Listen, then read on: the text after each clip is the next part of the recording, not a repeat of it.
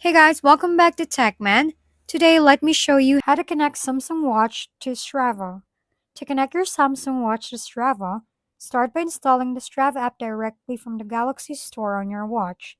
Once installed, open Strava and you'll be prompted to visit a URL on your phone to enter a 4-digit code. Sign into your Strava account, authorize the connection, and your watch is now ready to track.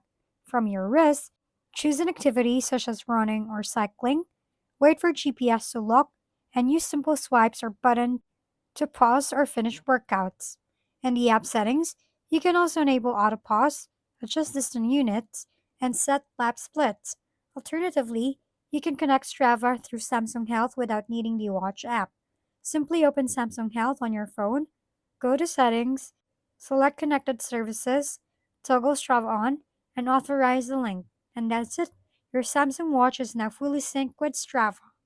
If we've been helpful, kindly give us a thumbs up and don't forget to hit the subscribe and bell button for more contents. For any questions and suggestions, comment down below.